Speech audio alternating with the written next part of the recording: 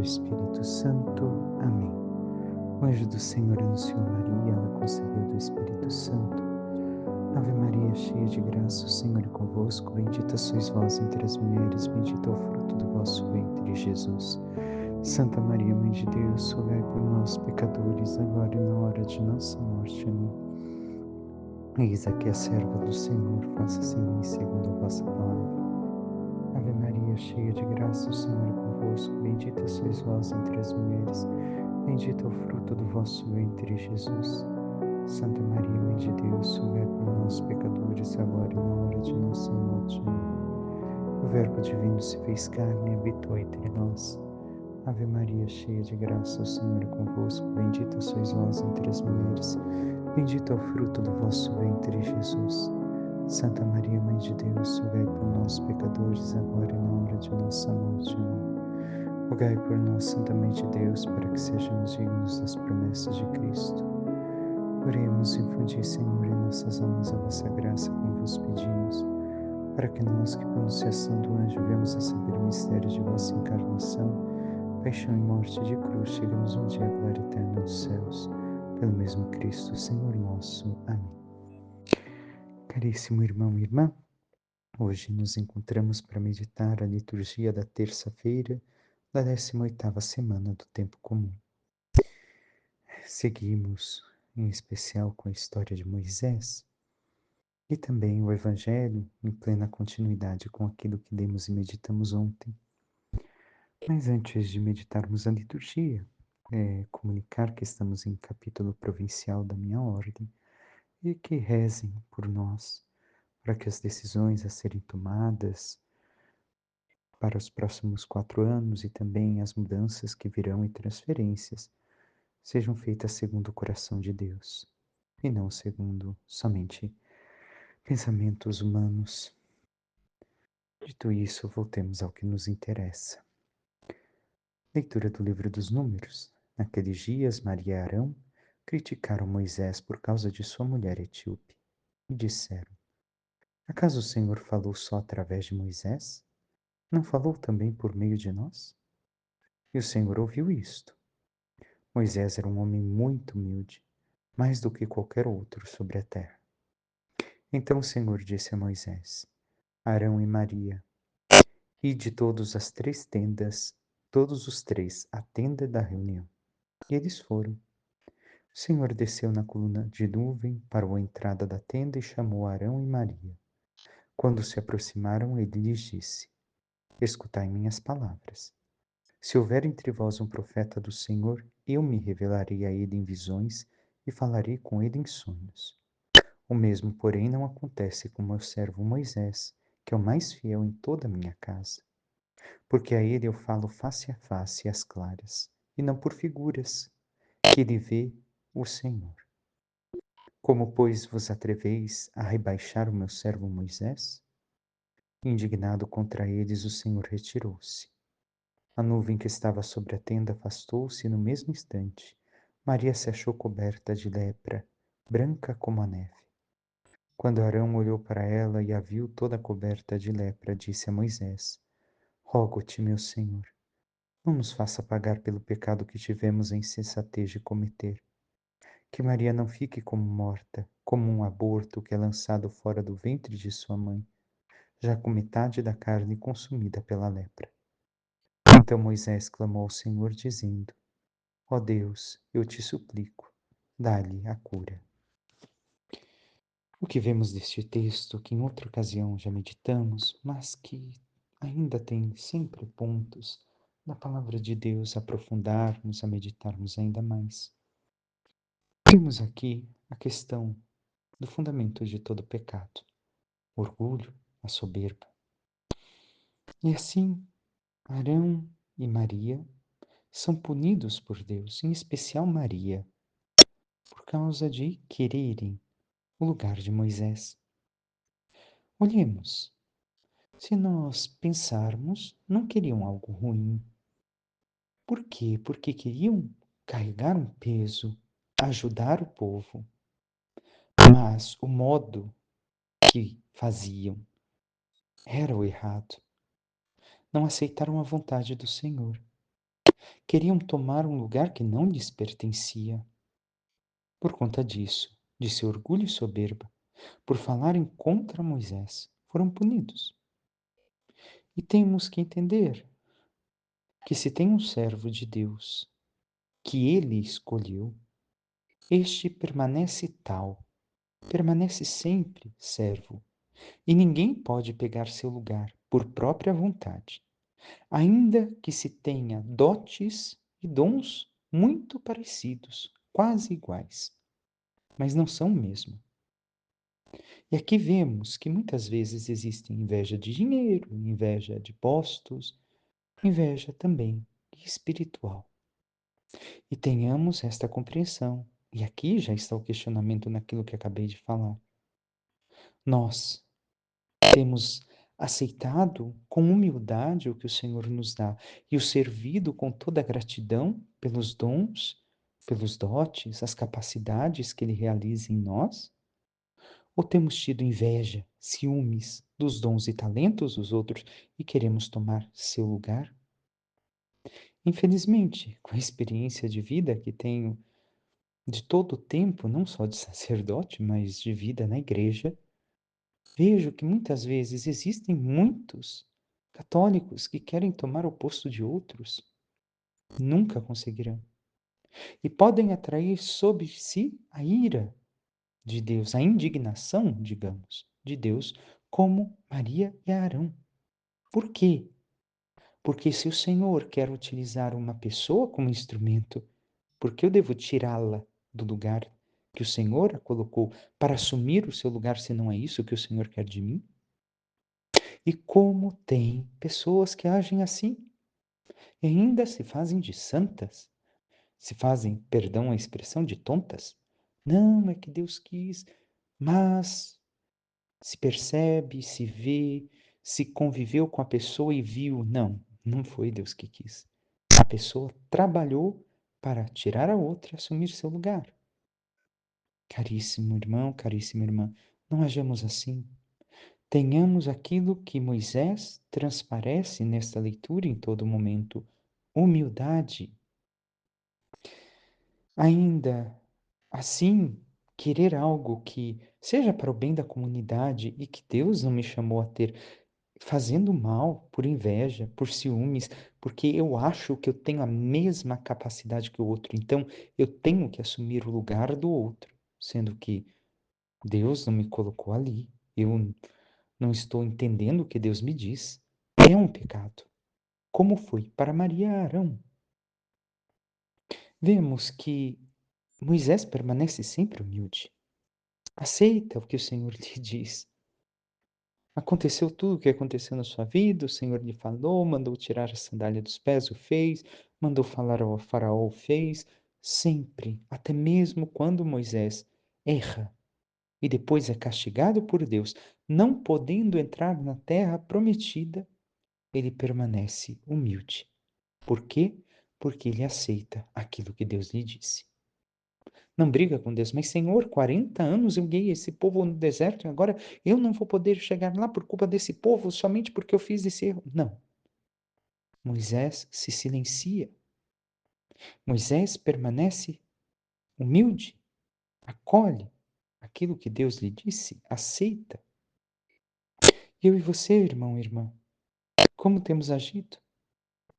Temos agido como Arão, como Maria, querendo tirar o lugar dos outros e carregando sobre nós aquilo que Maria carregou, o sinal de morte, ou seja, um afastamento total de Deus por conta da indignação que causamos a Ele pelo nosso orgulho e soberba, ou a humildade de Moisés e de Cristo, onde aceitamos os dons, os talentos, as graças que o Senhor nos dá e vamos crescendo conforme Ele nos encaminha, e não porque queremos tomar o lugar dos outros ou ainda mais aparecer porque eu sou melhor e eu que tenho que fazer as coisas. O salmo de hoje é o Salmo 51 de Davi, que é justamente o salmo penitencial. Misericórdia, ó Senhor, porque pecamos. E aqui segue adiante Mostrais assim quanto sois justo na sentença e quanto é reto o julgamento que fazeis. Vede, Senhor, que eu nasci na iniquidade e pecador já minha mãe me concebeu. A humildade de reconhecer que Deus é justo na sentença. A humildade de saber que, muitas vezes, nós colhemos as consequências de nossos erros, dos pecados que assumimos buscar realizar. Mas temos esta humildade, pedimos perdão ao Senhor e emendamos nossa vida. O Evangelho de São Mateus hoje nos diz: depois que a multidão comera até saciar-se, Jesus mandou que os discípulos entrassem na barca e seguissem à sua frente para o outro lado do mar, enquanto ele despediria as multidões. Depois de despedi-las, Jesus subiu ao monte para orar a sós. A noite chegou e Jesus continuava ali sozinho. A barca, porém, já longe da terra, era agitada pelas ondas, pois o vento era contrário. Pelas 3 horas da manhã, Jesus veio até os discípulos andando sobre o mar. Quando os discípulos o avistaram andando sobre o mar, ficaram apavorados e disseram: é um fantasma, e gritaram de medo. Jesus, porém, logo lhes disse: coragem, sou eu, não tenhais medo. Então Pedro lhe disse: Senhor, se és tu, manda-me ir ao teu encontro caminhando sobre a água. E Jesus respondeu: vem. Pedro desceu da barca e começou a andar sobre a água em direção a Jesus. Mas, quando sentiu o vento, ficou com medo e, começando a afundar, gritou: Senhor, salva-me. Jesus logo estendeu a mão, segurou Pedro e lhe disse: homem fraco na fé, por que duvidaste? Assim que subiram no barco, o vento se acalmou.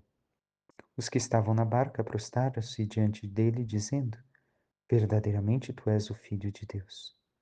Após a travessia, desembarcaram em Genezaré. Os habitantes daquele lugar reconheceram Jesus e espalharam notícia por toda a região. Então levaram a ele todos os doentes e pediam que pudessem ao menos tocar a barra de sua veste. E todos os que a tocaram ficaram curados. Palavra da salvação, glória a vós, Senhor. Vemos hoje mais um texto que meditamos e que sempre há pontos de reflexão a tirar para a nossa vida. Vemos que Jesus o que faz, depois de realizar os milagres da multiplicação dos pães e dos peixes, manda seus discípulos seguirem viagem na barca da igreja.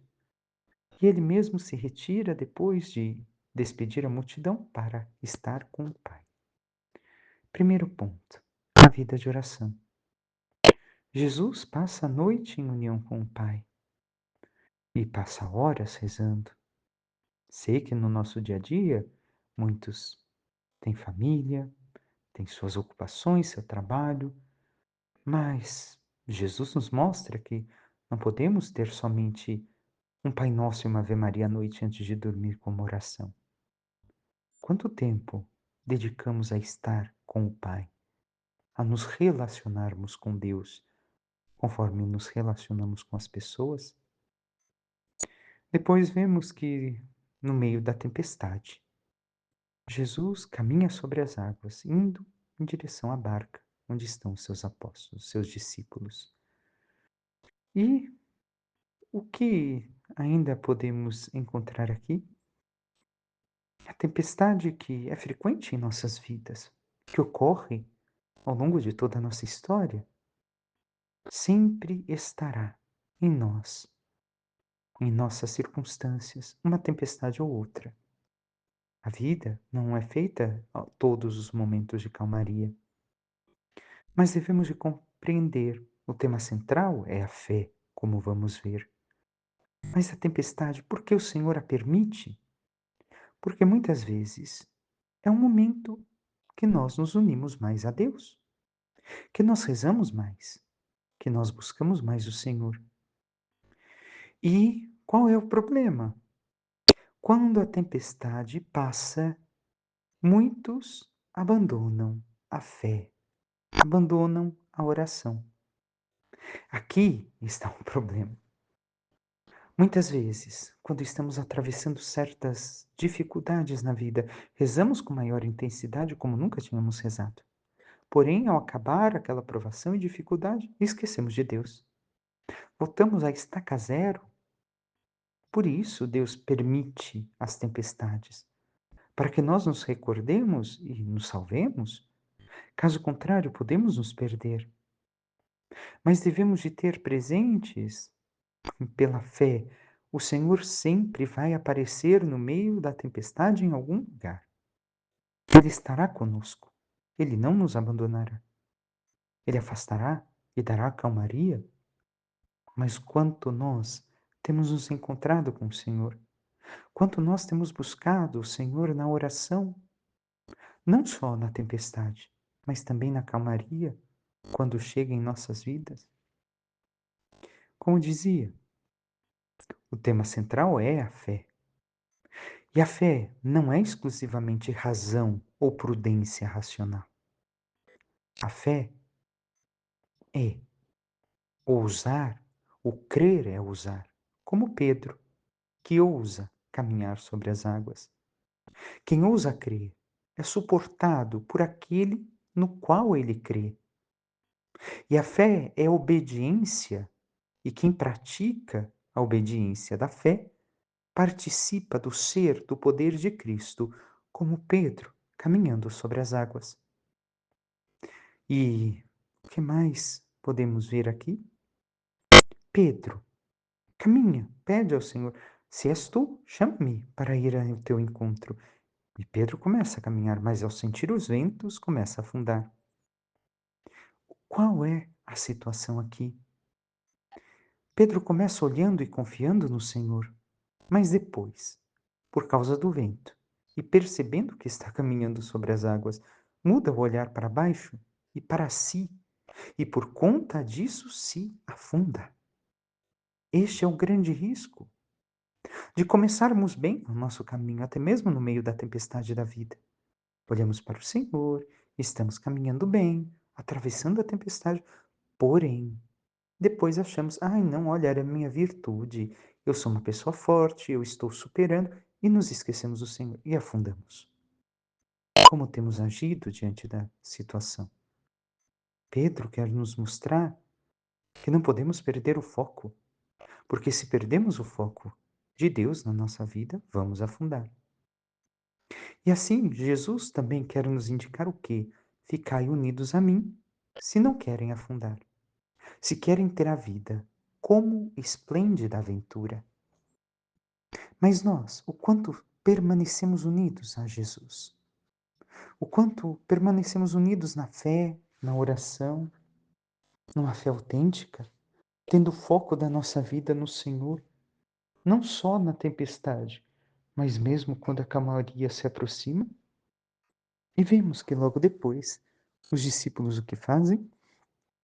Dentro da barca se prostram diante de Jesus, o adoram e fazem a sua profissão de fé. Verdadeiramente tu és o Filho de Deus. E nós temos também agido assim, recordado que Jesus é Deus e que por causa dele nós enfrentaremos as tempestades e alcançaremos a tranquilidade da vida eterna que somente Ele pode nos dar?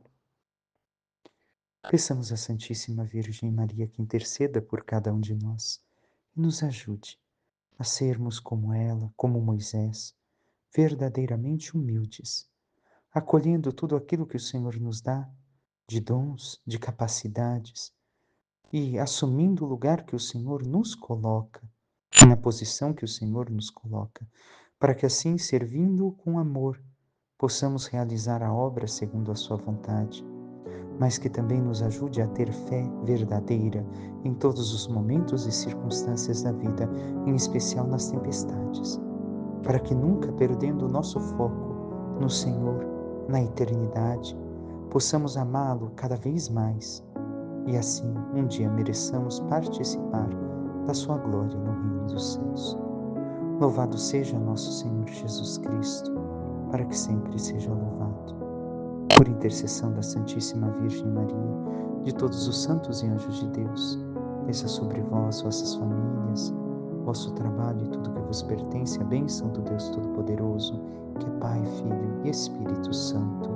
Amém. Um santo e abençoado dia a todos.